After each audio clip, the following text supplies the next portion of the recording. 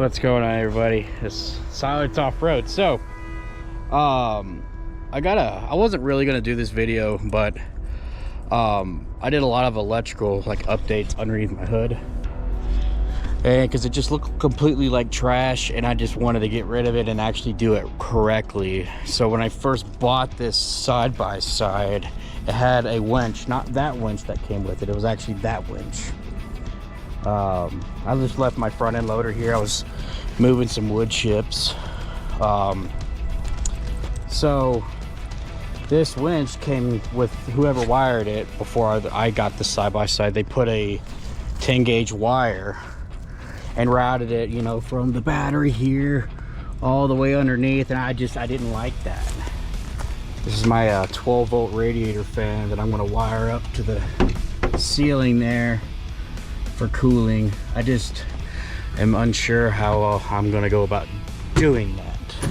Anyway, so I'll give you a whole rundown of what I've done. I'm doing my backyard right now. It's all trashed and moving stones, and I'm picking trash out that I gotta throw away. So yeah, we're not camping. We haven't camped in a minute, but anyway, so like I said, here's my starting battery there. When I bought the side-by-side, it never had a cover, so I got the 10 gauge wire there, and I will post links in the description of all the stuff I'm gonna say, and I will post like cool little pictures if you guys want to see that. So I got 10 gauge wire right there. Everything I did on this was bought from Amazon too, and you know, I'm like, let me open up this hood, at least tell you about my second battery real quick. Not tell you about it, but show you where it's at. So I made a couple videos. I haven't posted them on YouTube yet, but I've mentioned about this flat. I've been wanting to tell you guys, you can get these flats, quote unquote, for free at the gas station, and it's great under the hood storage. You can find a place to put that. You just gotta cut up the corners and that little there for the radiator cap. So you can get them at any gas station. They're pretty cool. They just fit right in here, but you got to relocate the ECU. So my second battery's here. Now I'm going to explain all this here in a bit. So I got some of the cable running underneath the side-by-side for the going from that battery to the isolator. But you know, what if a rock were to smash that battery? I wanted all power to be cut off. So what I did was I went under here, and here's the wire for you know, the second battery there. It's just chilling. It's a 6 gauge wire, and I have it. I don't know if you can really see that. If I could do it like this, I don't know if you can see that, but this is a 80 amp breaker, and it breaks like that, and then it just goes like that. It's just held on there with some ghetto belling wire. And then I have it ran above the gas tank here, going down, and it's only underneath the side-by-side from, well, you can see it right there, from there to like, I don't know, like obviously right here, but yeah. And then it runs up here to the hood, and it's going straight to this diode here. If you don't know what a diode is, it has, the way I have it set up, all the power goes this way, and all these accessories, whenever you're using, like, I don't know, the plow or something, the bucket, it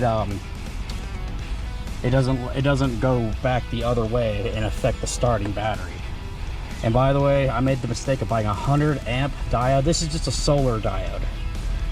It's like 20, no, this one's 30 bucks. The 100 amp one, I would spend the extra $10 and go with a 250 amp one to be sure, because I blew the 100 amp one out when I was playing with my plow, and that sucked. So yeah, get this diode, the 250 amp one. It's on Amazon. I'll share a link and everything. And then go into that is this diode. It's not a true, or not a diode, sorry, the smart battery isolator. This is like the cheap one that people don't recommend. I personally like it because what is it? I believe it is 12.8 volts or lower. It will actually shut off, so it just makes the battery separate. There's a way to have it completely on all the time. It's wired in there. I'm gonna show you that here in a minute. But the other ones, they were like open all the time or something. I did research on them, I just didn't like it, so I just stuck with this. It's been doing just fine. I think this was like 30 bucks, 40 bucks, I don't really know. You'll see it on the screen. And there's an on-off button actually. Well, it's a switch. The one thing I don't like, it deserves like a button press. And to turn it on all the time, turn it off, turn it back on. And now it's on right now, but it's gonna stay on forever. So if you hit it back off and then back on, now it's gonna do it's gonna shut off at 12.8 or lower, and above that it'll turn on. So like you have the vehicle on, which is cool, or a battery tender in my case, which I will go over that as well. I do have a battery tender on here. It's right here. It's a 10 amp hour one. It's a beast. It really is. By the way, the starting battery, I believe, is like 12 amp hours.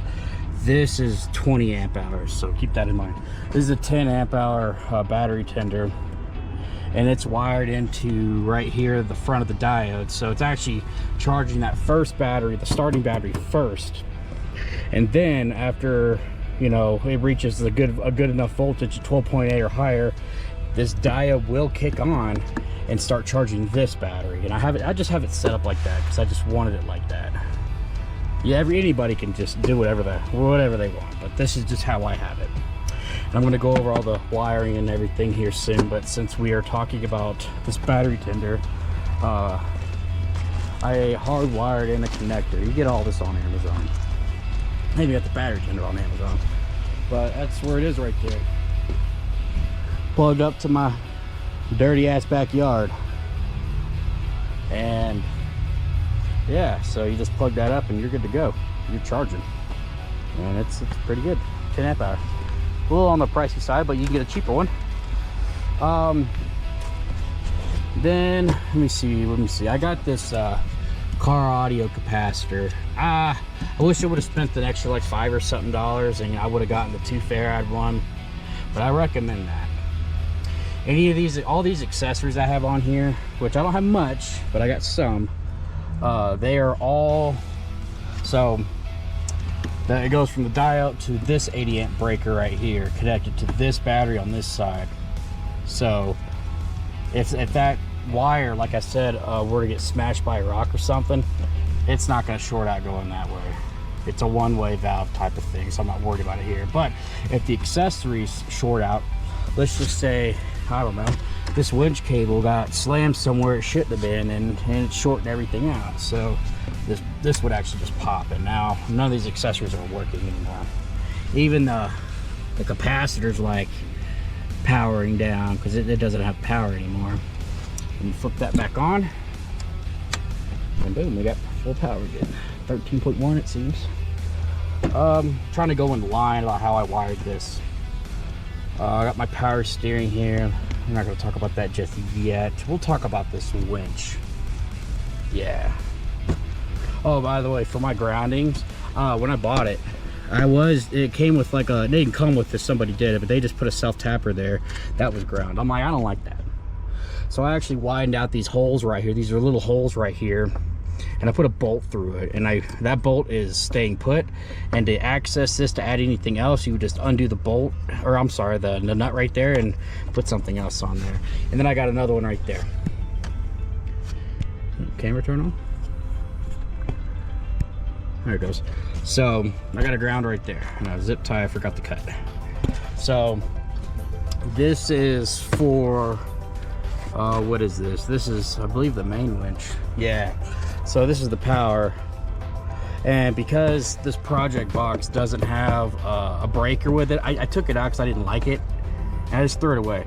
So this is the breaker for the winch. So you do that. It's an 80 amp breaker. You do that, and now you have no power going to this winch at all. And then all the solenoid and all the good stuff for this is just, it's in this little box. And this box actually came when I bought the side-by-side. It was mounted over here, but I didn't like everything there. I wanted to mount it here. So, and then I got my Harbor Freight 3,500 pound winch. I got it because of the free spool. I really like that, except when you're trying to reel it back in on this one, if you reel it back in, it'll actually go back to engage. So this one you actually have to manually do that, which that's okay. And I got the 6 gauge wire right here as well with this wire loom, which I'll post a link on the wire loom. And yeah, that's how this winch gets powered here. So I guess next we'll talk about the fuse block. So this fuse block is always on. That's just how I want my accessories. If I want to access it with the vehicle off, then that's exactly what I'm going to do. That is my own choice of doing that. I don't want the engine on for that. There we go. So everything, this fuse block here, let's get these wires out of the way. These wires go to that joystick here. I'll show you that here in a minute. So to access this, you can hear that clicking, by the way. This is at 12.8, and it's trying to charge this battery right now because I just used that. So we'll just put this little thing right there. And I forgot to reconnect this. I was playing with this earlier. This is my fuse block. I'd get one that's a little bit beefier than this. Each of these circuits are only good for 30 amps. And this power steering stock is, well, it comes 40 amps. That's the fuse at least. I haven't blown it yet. Well, I'll put a 40 amp fuse in here. I mean, I don't know. It's been fine. It's been great. And you know, I got my ground here going straight to there. And this is my positive. I got my, this goes straight to this breaker. So everything about the power into this fuse block goes here. And then this right here, this is my power. This goes to my power steering, you know, the module. My power, what is this? I can't think of a computer. ECM, whatever. It's just held on there with baling wire. I need to use a hose clamp, like one of these, and actually mount that on there, but I haven't done that yet. I will probably look into that. Anyway, this right here goes into my, you know, all my gauges in there, which I've got. You know, I just got a simple volt gauge right here. I don't think you can.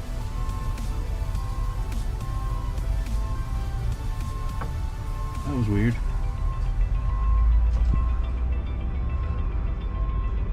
I don't know what just happened. Anyways, I don't know if you can actually, I don't think you can even see that volt. I mean, maybe if I do it like that, yeah. And, you know, I got this there here, so, yeah. That's pretty much the accessories. That's all that 3 amp fuse is doing. It's just phone charger or whatever. So, let me see, that's what that fuse is for. This fuse, so I have a diesel heater. It's inside.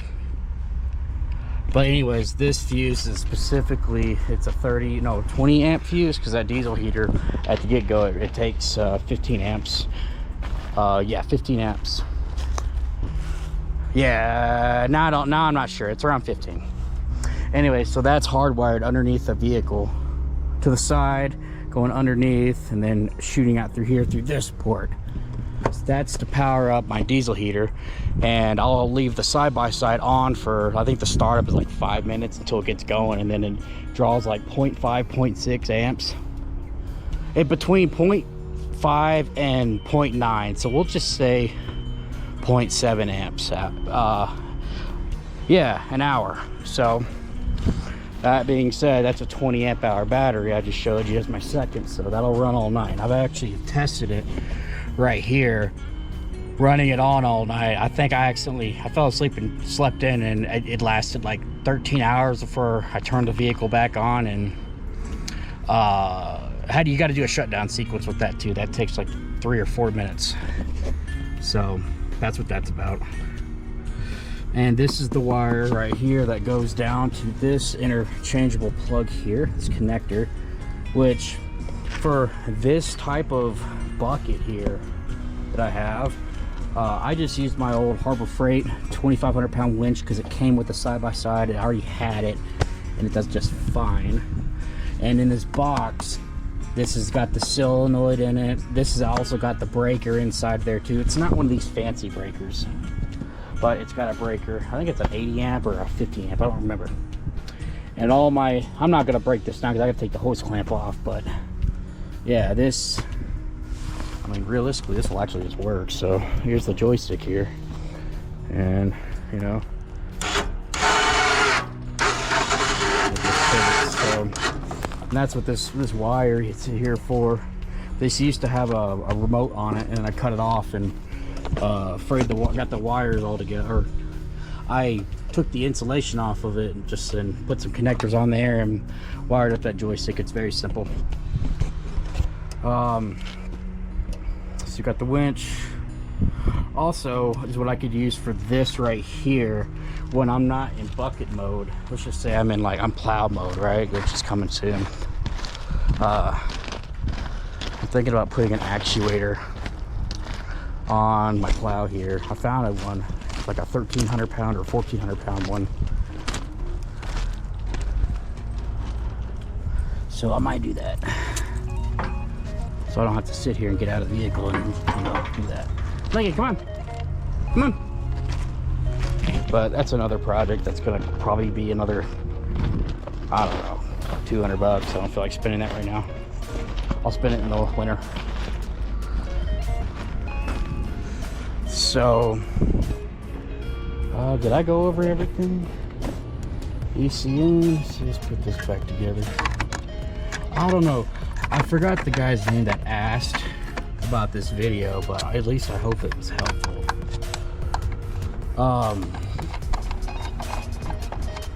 I think I don't really have anything else. I'm thinking about adding lights. I don't do a lot of night riding, but I probably will soon. Maybe not night riding, but like plowing. When I come home from work and it'll be dark, I might add lights. I don't know where yet.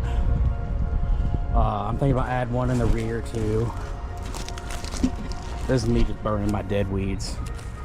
I got bored. I might add a backlight here. I don't really know. Possibilities. And I think that is it.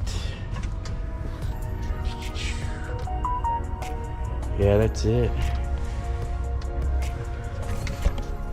So anyways, that is what I have. So if you enjoyed the video, just like and subscribe. You know, I don't really know what I'm doing in the winter time. I haven't really off-roaded much, but I don't know, it'll probably be me making videos of plowing and how that's going and putting an actuator on that.